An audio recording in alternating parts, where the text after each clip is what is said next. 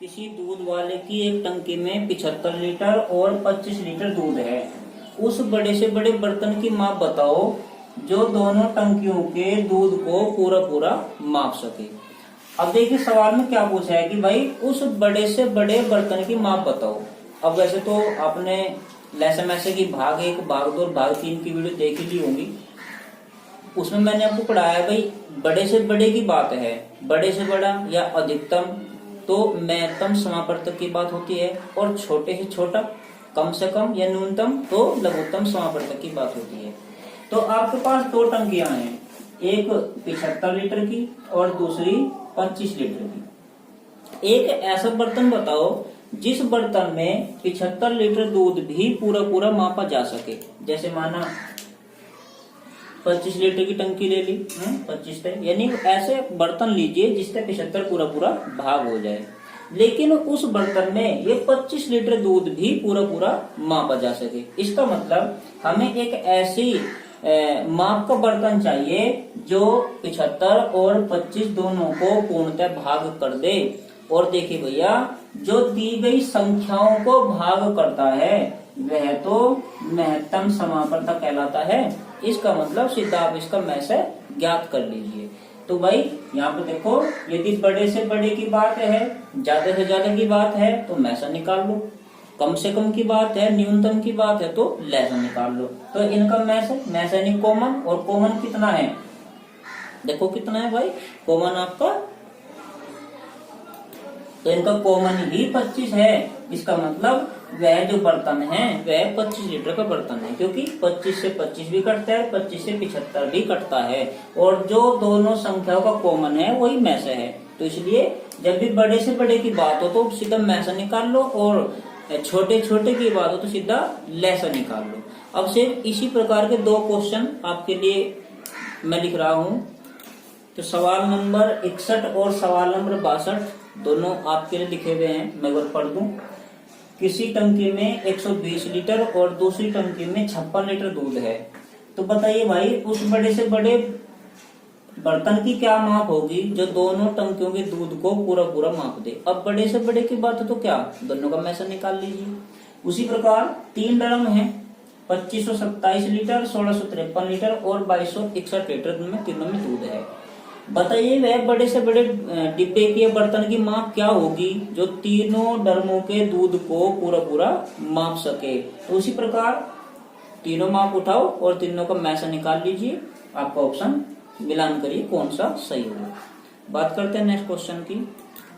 तो सवाल नंबर 63 है भाई, एक व्यक्ति को पेट्रोल के 403 लीटर, डीजल के 465 लीटर और मोबिल ऑयल के 496 लीटर को एक दूसरे के साथ मिलाए बिना पूर्णतः समान माप के डिब्बों में इस प्रकार भरना है कि प्रत्येक डिब्बा पूर्णतः भर जाए। तो ऐसे कम से कम कितने डिब्बों की आवश्यकता होगी। देखिए आपके पास 403 लीटर तो पेट्रोल है भाई, और जी 465 लीटर डीजल और मोबिल ऑयल है जी 496 लीटर। सबसे पहले एक ऐसे डिब्बे की माप देखो भाई, माना कोई 5 लीटर का डिब्बा है। अब 5 लीटर के डिब्बे, बहुत सारे डिब्बे मेरे पास रखे 55 लीटर के, तो क्या 55 लीटर के डिब्बों में 403 लीटर मोबिल ऑयल पूर्णतः भर सकता है? नहीं। क्यों? क्योंकि 5 इस संख्या को पूर्णतः भाग नहीं करता। ठीक है जी। तो इसलिए एक ऐसी माप का डिब्बा होना चाहिए जिससे 403 भी पूर्णतः भाग हो जाए, 465 भी पूर्णतः भाग हो जाए और 496 भी पूर्णतः भाग हो जाए। यानी एक ऐसी संख्या देखिए जो दी गई तीनों संख्याओं को पूर्णतः भाग कर दे, और जो दी गई संख्याओं को भाग करता है भाई वह तो महत्तम समापवर्तक कहलाता है। तो इन तीनों संख्याओं को आप महत्तम समापवर्तक निकाल, तो इनका महत्तम समापवर्तक 31। इसका मतलब वो डिब्बा 31 लीटर का होना चाहिए। अगर वो 31 लीटर का डिब्बा है तो 403 लीटर भी पूर्णतः पूरा पूरा मापा जा सकता है, 465 लीटर भी और 496 लीटर भी पूर्णतः मापा जा सकता है। लेकिन सवाल ये नहीं पूछ रहा कि उस डिब्बे की माप बताओ, सवाल तो ये पूछ रहा है भाई आपको डिब्बे कितने चाहिए। अब देखिए आपके पास 403 लीटर तेल है, और एक डिब्बे में 31 लीटर आना। जब एक डिब्बे में 31 लीटर है तो 403 लीटर भरने के लिए कितने डिब्बे चाहिएंगे? 31 से भाग कर लो। ऐसे ही 465 लीटर है, 31 लीटर डिब्बा भरना तो कितने डिब्बे चाहिएंगे? 31 से भाग कर दो, डिब्बों की संख्या दे। ऐसे ही 496 लीटर और एक डिब्बा जब 31 लीटर का है तो 496 लीटर भरने के लिए कितने डिब्बे चाहिएंगे? 31 से भाग कर दो। इसका मतलब 403 लीटर को जब 31 लीटर वाले डिब्बे में भरोगे तो 13 डिब्बे चाहिएंगे। 465 को भरोगे तो 15 डिब्बे चाहिएंगे। 496 को भरोगे तो 16 डिब्बे चाहिएंगे। अब सवाल पूछ रहा कि नु बताओ कितने डिब्बे चाहिएंगे? तो कितने का मतलब जोड़ दीजिए, तो भाई आपको टोटल 44 डिब्बे चाहिएंगे। आपका आंसर 44 होगा। क्लियर है भाई? आपसे पूछा गया है कि आपके पास 403 लीटर पेट्रोल, 465 लीटर डीजल और 496 लीटर मोबिल ऑयल है। उसे भरने के लिए एक माप का डिब्बा बताओ जो भाई प्रत्येक को या तीनों को पूर्णतः भाग कर दे। तो जो भाग कर दे वो तो मैथ कम समय पड़ता, तो मैं से तो 31 हुआ। अब 31 से ही इसे भाग कीजिए तो इसके लिए 13 डिब्बे चाहिए। इसे भाग किया तो 15 डिब्बे चाहिए और मोबिल ऑयल के लिए 16 डिब्बे चाहिए। तो कुल कितने डिब्बे? 44 डिब्बे। तो भाई नेक्स्ट क्वेश्चन अब सेम आपके लिए है, आप इसे हल कीजिए और बताइए अधिकतम छड़ों की संख्या, कुल कितनी छड़ों की संख्या होगी। ऑप्शन आपके सामने लिखे हुए हैं। सवाल है 65, 105 बकरियां, 140 गधे और 175 गायों को बराबर संख्याओं में और प्रत्येक बार समान जानवरों को नदी पार ले जाना है। तो बताइए प्रत्येक बार कुल कितने जानवर जा सकेंगे। देखिए फ्रेंड्स, आपके पास 105 बकरियां, 140 गधे, 175 गायें हैं।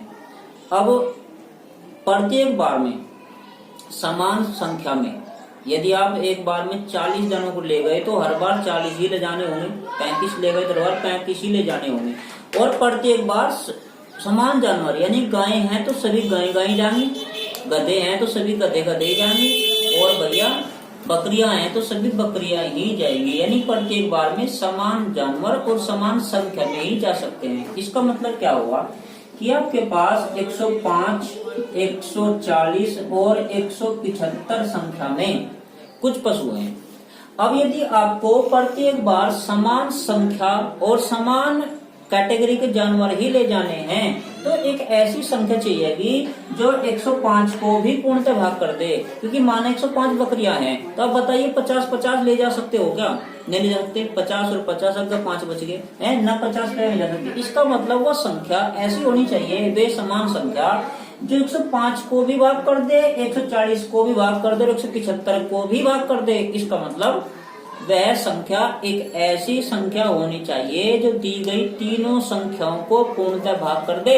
और जो संख्या दी गई संख्याओं को भाग करती है वह तो मैस है, यानी महत्तम समावर्तक कहलाती है। और जब मैस कहलाती है तो इनका मैस 35 हुआ। तो इसका मतलब प्रत्येक बार में आप 35 जानवर ले जाओ तो हर बार समान कैटेगरी के जानवर जाएंगे और समान संख्या में जाएंगे। क्योंकि 35 से इसे भी भाग कर सकते हैं, 35 से ये भाग होता है, 35 से ये भी भाग हो जाता है। तो आपका आंसर 35, हर बार 35 संख्या में जानवर जाएंगे। तो सवाल है भाई 66, एक कमरा 15 मीटर 17 सेंटीमीटर लंबा और 9 मीटर 2 सेंटीमीटर चौड़ा है।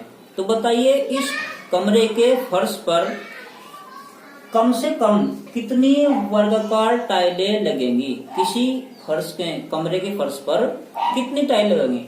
अब देखिए, जब भी आपके पास कोई फर्श है, उस फर्श पर आपको टाइल लगानी हो, पत्थर लगाना हो, चटाई बिछानी हो, कुछ भी बिछाना हो, तो उसका एक सीधा सा फॉर्मूला, भाई जब भी आपसे पूछ जाए कि किसी फर्श पर कोई पत्थर, टाइल, ईंट कुल कितने लगेंगी, तो कितनी के लिए एकमात्र सूत्र, कितनी बराबर वो जो कुल जो फर्श है उस फर्श का क्षेत्रफल, फर्श का क्षेत्रफल और बटे में कर दो उस एक का क्षेत्रफल जो बिछाया जा रहा है। अगर ईंट की बात है तो बटे में एक ईंट का क्षेत्रफल, पत्थर है तो बटे में एक पत्थर का क्षेत्रफल, टाइल है तो बटे में एक टाइल का क्षेत्रफल। यानी उस कंप्लीट फर्श के क्षेत्रफल को वो जो एक है, टाइल हो सकता है, पत्थर हो सकता है, कोई चटाई हो सकती है, आदि आदि। तो उस एक के क्षेत्रफल से भाग कर दीजिए। मैंने लिखते हैं भाई एक का क्षेत्रफल। अब एक क्या आप समझ गए होंगे, जो भी सवाल में उस फर्श पर लगाया जा रहा है उसका ही क्षेत्रफल बटे में कर दीजिए, हमेशा कितने की संख्या जाएगी। ठीक है, तो अब बात करूं यदि किसी कमरे की, एक कमरा जिसकी लंबाई 15 मीटर 17 सेंटीमीटर। अब 15 मीटर 17 सेंटीमीटर को, अब ये तो भाई सारे को मीटर ही बनाओ या सारे को सेंटीमीटर ही बनाओ, तो सेंटीमीटर बना लीजिए। 1 मीटर बराबर 100 सेंटीमीटर और 15 मीटर बराबर 1500 और प्लस में कितनी 17 सेंटीमीटर, तो सीधा लिख दूं 1500 17 सेंटीमीटर। तो उसकी लंबाई है कमरे की। चौड़ाई 9 और 2 902 सेंटीमीटर। तो कमरे की लंबाई और कमरे की चौड़ाई मेरे पास है। तो जो कमरे का आप क्षेत्रफल निकालोगे वो है लंबाई गुना चौड़ाई। अब देखिए लंबाई भी हमारे पास है, चौड़ाई भी हमारे पास है, मगर अब इस फर्श में आपको इस प्रकार की वर्गाकार टाइल लगानी है। वर्गाकार टाइल जिसकी लंबाई और चौड़ाई समान होती है। अगर लंबाई 2 है तो चौड़ाई भी 2, लंबाई 5 है तो चौड़ाई 5, यानी कि जो लंबाई वही चौड़ाई होनी चाहिए। तो जब आप इसमें एक वर्गाकार टाइल लगाओगे तो वर्ग का क्षेत्रफल क्या होगा, भुजा की घात 2 यानी भुजा का वर्ग। अब सूत्र तो ये है कि वे कितनी टाइल लगेंगी, उसके लिए फर्श के क्षेत्रफल को लंबाई गुना चौड़ाई को एक वर्ग के क्षेत्रफल से, वर्गाकार टाइल के क्षेत्रफल से यानी भुजा के वर्ग से भाग कर दीजिए। मगर इस सवाल में इस वर्ग की भुजा नहीं दी गई, तो सबसे पहले हमें देखना होगा इस वर्ग की भुजा क्या होनी चाहिए। देखिए भाई, जब आप इस प्रकार की टाइल ऐसे लगाते हुए जाओगे तो यह इसकी माप, जो टाइल की माप है, एक ऐसी संख्या होनी चाहिए जो इस कमरे की चौड़ाई को पूर्णतः भाग कर दे, यानी 902 को पूरा पूरा काट दे। यदि वह 902 को पूर्णतः नहीं काट पाई तो यह तो टाइल भाई कम रह जाएगी या कुछ फालतू रह जाएगी, पूर्णतः नहीं होगा। और आपको पता है वर्गाकार टाइल की लंबाई चौड़ाई बराबर होती है, इसलिए इसकी लंबाई ऐसी होनी चाहिए जो कमरे की लंबाई 1517 को भी पूर्णतः भाग कर दे। इसका मतलब वर्गाकार टाइल की जो भुजा है वो एक ऐसी संख्या है जो कमरे की लंबाई और कमरे की चौड़ाई को पूर्णतः भाग कर देती हो, और जो संख्या दी गई संख्याओं को भाग करती हो भाई वो तो मैसा कहलाएगी। इसका मतलब आप 902 और 1517 का महत्तम समावर्तक निकाल लीजिए। अब महत्तम समावर्तक निकालने मैंने आपको समझाया है, मैं थोड़ा डायरेक्ट लिख दूं, आप निकालने की कोशिश जरूर कीजिएगा, निकाल कर देखिएगा। तो इनका महत्तम समावर्तक दोनों का 41, यानी 41 सेंटीमीटर उस वर्गाकार टाइल की एक भुजा है। और यदि एक भुजा माना लंबाई 41 सेंटीमीटर है तो चौड़ाई भी 41 सेंटीमीटर ही होगी, क्योंकि वर्ग की तो लंबाई और चौड़ाई बराबर होती है। ठीक है भाई। अब यदि कितनी टाइल निकालनी है तो सूत्र है उस बड़े फर्श के क्षेत्रफल को उस एक के क्षेत्रफल से भाग कर दीजिए। वो एक, जैसे टाइल की बात है, पत्थर की बात है, कुछ भी हो सकता है। तो फर्श का क्षेत्रफल लंबाई गुना चौड़ाई, और लंबाई कितनी 1517 गुना चौड़ाई कितनी 902, और बटे भुजा का वर्ग। किसकी भुजा भाई है, एक वर्गाकार टाइल की, और वर्गाकार टाइल की भुजा कितनी, जो इन दोनों का महत्तम समावर्तक और इन दो का महत्तम समावर्तक कितना भाई 41, और भुजा का वर्ग है तो 41 गुना 41। देखते हैं कुल कितनी टाइल या कुल कितने पत्थर या कुल कितने ईंट या कुल कितने चटाई आई। तो कुल मिलाकर 814 टाइलें लगेंगी उस फर्श के क्षेत्रफल पर। यदि हम वर्गाकार टाइल बिछाएं जिसकी माप 41 सेंटीमीटर है तो 814 टोटल वर्गाकार टाइलें चाहिए। ठीक है भाई, इंपोर्टेंट क्वेश्चन है। एक बार फिर से आप इसे दोबारा से देखिए और हल जरूर कीजिए। आपकी बुक में भी क्वेश्चन है और ऊपर सवाल लिखा हुआ भी है, आप चाहे यहाँ से देखकर और फिर अपने दोबारा से इसको रिपीट कीजिए, फिर से इसका रिवीजन कीजिए, या आपके पास जो बुक हैं उनमें ये क्वेश्चन सभी बुकों में है, वहां से भी आप इन्हें हल कीजिए। नेक्स्ट क्वेश्चन सवाल नंबर 67। भैया नागने की 3 छड़ें क्रमशः 64 सेंटीमीटर 80 सेंटीमीटर और 96 सेंटीमीटर लंबी हैं। इनमें से कोई भी छड़ प्रयोग करके कम से कम किस लंबाई का कपड़ा पूर्ण संख्या में नापा जा सकता है। देखिए, कोई कपड़े की एक ऐसी माप बताइए जिस माप को यदि मेरे पास 64 सेंटीमीटर की छड़ है तो वह भी पूरा पूरा नाप दे, यानी वह संख्या 64 से भी पूर्णतः भाग हो जाए। और 80 सेंटीमीटर की छड़ है तो 80 सेंटीमीटर भी उस कपड़े को पूर्णतः नाप दे। ठीक है, एक बार में, 2 बार में, 10 बार में, आदि आदि। और यदि 96 सेंटीमीटर लंबी छड़ है तो उस कपड़े को 96 सेंटीमीटर लंबी छड़ भी पूर्णतः नाप दे। इसका मतलब पहली बात तो देखिए, कम से कम मतलब लघुत्तम समवर्तक।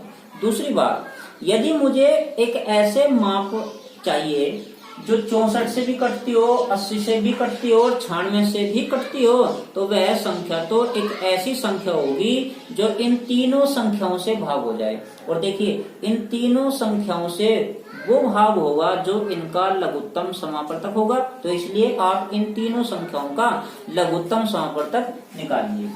64 सेंटीमीटर, 80 सेंटीमीटर और भाई 96 सेंटीमीटर, और इनका जो लघु 960 सेंटीमीटर। अब यदि ऑप्शन सेंटीमीटर में है तो 960 सेंटीमीटर, और भैया हो सकता है मीटर में हो तो मीटर के लिए आप डिवाइड कर दीजिए 100 से, और 2 जीरो काटने के बाद 2 पर दशमलव तो 9.60 मीटर। तो हो सकता है आपके ऑप्शन जो दिए गए हैं सेंटीमीटर में हो, या हो सकता है भैया मीटर में हो या मिलीमीटर में हो, वो तो ऑप्शन आपको बताएगा। लेकिन आपका उत्तर 960 सेंटीमीटर या 9.60 मीटर हो।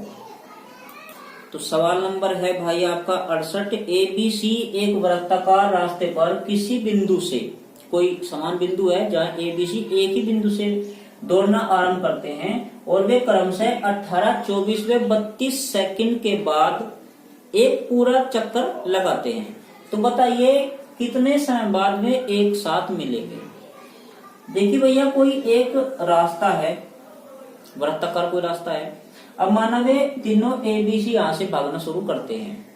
अब जो A है वो इस प्रकार एक चक्कर लगाने में 18 सेकंड लेता है, B उस चक्कर को लगाने में 24 सेकंड लेता है, और C उसी चक्कर में 32 सेकंड लेता है। तो जैसे ही तीनों व्यक्ति भागना शुरू करेंगे तो A तो 18 सेकंड में यहाँ पहुंच गया, लेकिन B को यहाँ आने में 24 सेकंड लगेगी। इसलिए जब वो 24 सेकंड हुई और B यहाँ आया तो A कुछ और आगे निकल गया, क्योंकि A का चक्कर तो 18 में पूरा हो गया था। और भैया जब 24 मिनट में B यहाँ आया तो बेचारा C कहीं पीछे हुआ, क्योंकि उसे तो 32 सेकंड चाहिए। हाँ, सेकंड में सवाल चल रहा है, सेकंड, अगर कहीं मिनट भूल गया तो सेकंड कर लीजिए, कोई बात नहीं। और 32 सेकंड जब पूरी होंगी तो C यहाँ होगा, लेकिन A कुछ और ज्यादा का निकल जाएगा और B कहीं बीच में होगा। इसका मतलब जब वे इकट्ठा एक साथ किसी स्थान से भागना शुरू करेंगे और उनकी स्पीड अलग अलग है, क्योंकि समय अलग अलग ले रहे हैं तो भाग भी अलग अलग, स्पीड भी, चाल भी उनकी अलग अलग होगी। तो अब वे बस ऐसे भागना शुरू कर देंगे आगे पीछे। लेकिन कभी तो ऐसा समय होगा कि वे सारे भागते भागते भागते फिर एक साथ इकट्ठे हो जाए, कहीं भी किसी भी ऐसे समय जरूर होगा कि वे अलग अलग आगे पीछे भागते हुए एक साथ फिर किसी एक पॉइंट पर तीनों एक साथ इकट्ठे हो।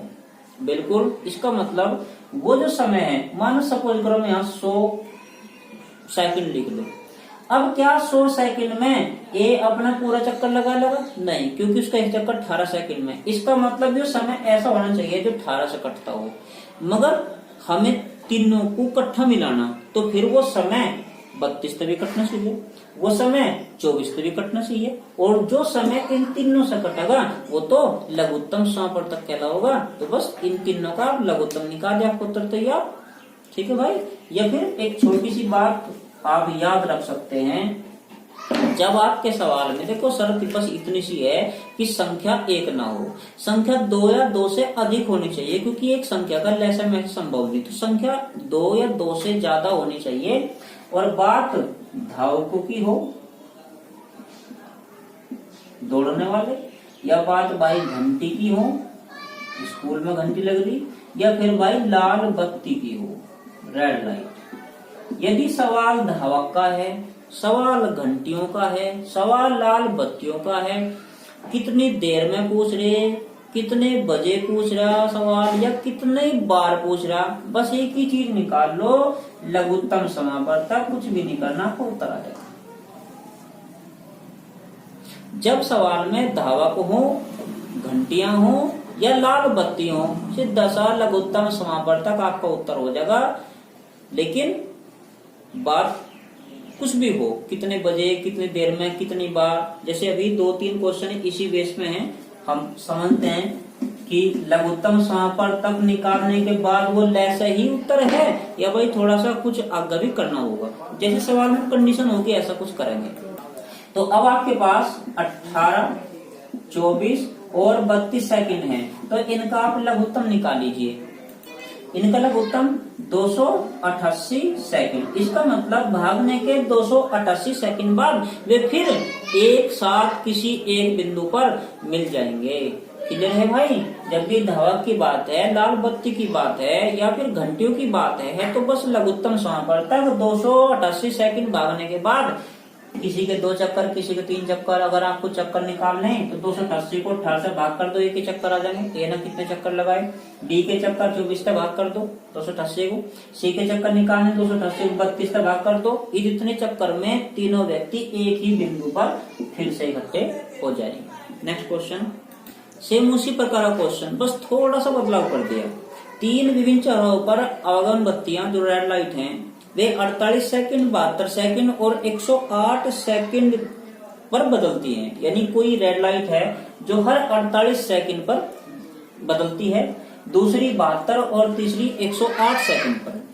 अब यदि ये 8:20 और 00 सेकंड पर एक साथ बदली हो, तो अब कितने बजे, देखिए यहाँ क्या पूछा है, कितने बजे एक साथ बदलेंगे, कितने बजे, कितनी बार, कितनी देर में। समय तो एक चीज का पता है भाई, आप इसका सीधा लघुत्तम समापवर्तक निकालिए। तो इन तीनों का लघुत्तम 432 सेकंड। अब देखिए भैया, यदि आपसे पूछा जाए कि कितनी देर में एक साथ बदलेंगे, तो उत्तर था 432। जिस प्रकार पिछला क्वेश्चन 288 सेकंड पर रुक गया। लेकिन इस सवाल में क्या पूछा है कि भाई ये पहले जो अभी एक साथ बदली थी सवाल के अनुसार, वे 8:20 और 00 सेकंड पर एक साथ बदली थी। तो अब कितने बजे, यानी हमें बताना है भाई कुल कितने बजे, अब कितने बजे एक साथ बदलेंगी। तो 432 सेकंड, देखिए सेकंड भी 60 है तो पूरे 1 मिनट है, इसलिए 60 से ज्यादा अगर सेकंड है तो देख लीजिए उसमें कुल कितनी सेकंड और कितनी मिनट हुई। तो सेकंड से मिनट के लिए भाग कर लीजिए आप 60 से, 6×7=42, 420, क्या बच गया 12। तो जो उत्तर आया वो तो बन गई जी मिनट, इसका मतलब 7 तो होगी मिनट और जो शेष है वो रही भाई सेकंड। तो 432 सेकंड अर्थात 7 मिनट 12 सेकंड बाद फिर एक साथ बदलेंगी। अब पहले 8:20 से अब 7 मिनट ज्यादा हो चुके हैं, तो मिनट तो भाई मिनट में जोड़ दो, और 12 सेकंड पढ़ चुके हैं तो सेकंड सेकंड में जोड़ दो। और यदि यहाँ घंटे की बात भी होती तो घंटे घंटे में जोड़ देते। तो 8:20 से लेकर 7 मिनट 12 सेकंड बाद जो समय है वो 8:27 और 12 सेकंड होगी। तो अब वे 8, 27, 12 पर फिर एक साथ बदलेंगी। उसी प्रकार क्वेश्चन था, बस थोड़ा सा यहाँ बदल दिया, पूछ लिया कि कितने बजे, पहले क्या पूछा कितनी देर में, अब पूछ ले भाई कितने बजे। तो नेक्स्ट क्वेश्चन आपके लिए भाई देखिए किस प्रकार, 3 मित्र हैं वृत्ताकार रास्ते पर भाग रहे हैं, और यदि ए वृत्ताकार रास्ते का एक चक्कर 24 सेकंड में पूरा करता हो, बी 36 सेकंड में और सी 30 सेकंड में पूरा करता हो, और वे किसी एक निश्चित स्थान से एक साथ भागना शुरू करें, तो अब बताइए कितनी देर बाद फिर एक साथ मिलेंगे, कितनी देर बाद, कितनी सेकंड या कितने मिनट बाद। तो कितनी सेकंड या मिनट बाद के लिए आप क्या करोगे, सीधा लघुत्तम समापवर्तक निकाल लोगे, आपका उत्तर तैयार होगा। सेम 68 क्वेश्चन जैसा ही सवाल है, कीजिएगा। क्वेश्चन है भाई नेक्स्ट आपका 71 कि एक दर्जी एक स्कर्ट का माप लेता है, लेकिन जब खरीदने के लिए मुजफ्फरनगर चला गया तो ये भूल गया कि भाई माप के 36 इंच लाया कि 32 इंच लाया। अब जब ये याद नहीं रहा कि 32 इंच नापा या 36 इंच नापा, तो ये पूछा क्या आप उसे कपड़ा खरीदने में सहायता कर सकते हैं। कि उसे कितना कपड़ा खरीदना चाहिए कि दोनों स्थिति में पूरी पूरी स्कर्ट बन सके। अब माना भाई वो 32 खरीद लाया और हुआ 36 इंच, तो कपड़ा बेकार। और अगर वो 36 खरीद लाया और हुआ 32, तो भाई दर्जी चाह रहा है कि 71 भी जो है वेस्ट ना हो है। अगर 36 है तो 36 ही लावे, और माना 36 लिया 32 बन गई, तो वो तो 4 इंच बेकार हो गया। भाई दर्जी बेकार नहीं करना, जरा 1 इंच भी कपड़ा खराब नहीं जाना चाहिए। तो बताइए उसे कितना कपड़ा खरीद कर लाना होगा कि दोनों स्थिति में पूरी पूरी शर्ट बन सके। भाई साहब 32 इंच था कि 36 इंच था, ये तो भूल गया, मगर इतना हो सकता है कि उसे मानो सपोज करो वो 64 इंच कपड़ा खरीद लाया। अगर सही माप 32 है तो 2 शर्ट बन गई, अगर 36 है तो 1 बन गई, बाकी कपड़ा बेकार गया। तो इसलिए एक ऐसी संख्या ढूंढ लो जो 32 तय भी कटती हो और 36 तय भी कटती हो, क्योंकि जो 32 तय भी कटेगी और जो 36 तय भी कटेगी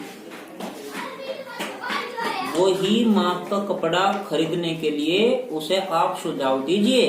क्यों? क्योंकि वो 32 तक कट गई तब भी पूरी पूरी शर्ट बन गई, और 36 तक कट गई तब भी पूरी पूरी शर्ट बन गई। और बस इतना है कि 1 शर्ट कम या 1 शर्ट ज्यादा बनेगी, लेकिन कपड़ा बर्बाद नहीं होगा। तो एक ऐसी संख्या जो दी गई दोनों संख्याओं से पूर्णतः भाग होती हो, वह तो लघुत्तम समापवर्तक कहलाती है। तो 36 और 32 का आप डायरेक्ट लेस निकाल लीजिए, आपका उत्तर तैयार।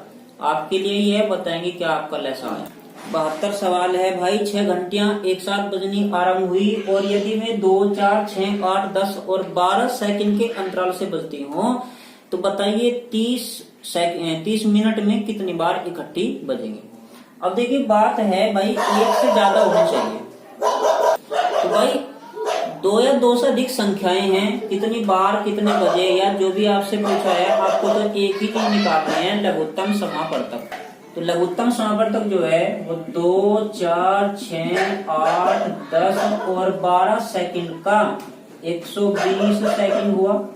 जो लेस है वो 120 सेकंड है, और टोटल समय जो दिया वो 30 मिनट की पूछा। भाई बताओ 30 मिनट में कितनी बार इकट्ठी बजेंगे। अब देखिए यहाँ मिनट है, यहाँ सेकंड, तो इनका भी आप मिनट बनाइए। तो सेकंड से मिनट के लिए भाग 60 इक्वल टू कितना 2 मिनट। इसका मतलब हर 2 मिनट में एक बार इकट्ठी बजती है। और यदि 2 मिनट में एक बार इकट्ठी बजेंगी तो 30 मिनट में कितनी बार, भाई काटने के बाद तो 15 आया। मगर ध्यान दीजिए जब भी आपसे पूछा जाए कि कितनी बार बजेंगी कितनी बार बढ़ेंगी, बत्ती भी तो हो सकती है, तो जब भी कितनी बार की बात है तो डायरेक्ट भाग करने के बाद हमेशा 1 जोड़ दीजिएगा। क्यों जोड़ दिएगा मैं आपको बताऊंगा, लेकिन मेरी बात गौर कीजिए। जब भी आपसे पूछा गया भैया कितनी बार बजेंगी, सवाल मिनट में हो, सेकंड में हो, घंटे में हो, जिसमें भी सवाल हो सकता है, यदि कितनी बार की बात है कि घंटियां कितनी बार बजेंगी, तो भाग करने के बाद 1 जोड़ दीजिए, आपका उत्तर 16 होगा, न कि 15। ऑप्शन में 15 भी दिया जाएगा और वो गलत होगा, तो आपका आंसर 16। तो सवाल तो समझ में आया होगा, लेकिन मैं बता दियो 1 कहां से आया। भाई देखिए माना सपोज करो 9 बजे समय शुरू हो गया, माना एक एग्जांपल लिया मैंने, 9 बजे समय शुरू हो गया। अब कोई घंटी हर मिनट में एक बार लगती है, तो जैसे ही 9 बजे तो घंटी तो लगी होगी भाई, समय तो स्टार्ट हो गया। अब 9:01 पर घंटी लगी, 9:02 पर घंटी लगी, 9:03 पर घंटी लगी। बस इतनी रैंडम, तो कहाँ तक घंटी बजाते चले जाऊंगा भाई। तो 9 बजे घंटी, 9:01, 9:02, 9:03। अब देखिए भाई साहब आप यदि बोलें तो 9:03, मिनट कितनी हुई 3 मिनट, और घंटी कितनी हो 1, 2, 3, 4, भाई घंटी तो 4 होगी। जब आपके सवाल में ये बोला गया है कि हर मिनट में एक बार घंटी लगनी है, तो फिर 3 मिनट में 4 घंटी क्यों? 3 मिनट में घंटी भी तो 3 ही होनी चाहिए, क्योंकि ये जो मिनट हैं ये यहाँ से शुरू होती हैं। 9:01 लेकिन जो समय है वो 0 मिनट से शुरू होता है। इसलिए यदि आप गिनती स्टार्ट करोगे तो गिनती हमेशा 1 से शुरू होगी। इसलिए ये जो घंटियों का जो सवाल है, जो गिनतियों का सवाल है, वे जो 15 भाग करने का जो डायरेक्ट 15 आया वो 1 से लेकर और टोटल जो आपका जहां तक भी समय है वहां तक 15 आया। लेकिन ये 0 वाली घंटी तो छूट गई होगी। देखिए 3 मिनट की घंटी, 2 मिनट की घंटी, 1 मिनट की, ये तो होगी जी 3 घंटी। और यदि 0 वाली घंटी जोड़ दूं जब भी तो 4 घंटी है। इसका मतलब ये हुआ कि गिनती स्टार्ट होती है 1 से, लेकिन समय शुरू होता है 0 से। इसलिए 0 वाली घंटी हमेशा इस कैलकुलेशन में छूट जाती है। तो यदि आपसे पूछा जाए कि कितनी बार, तो हमेशा भाग करने के बाद 1 जरूर जोड़ दें।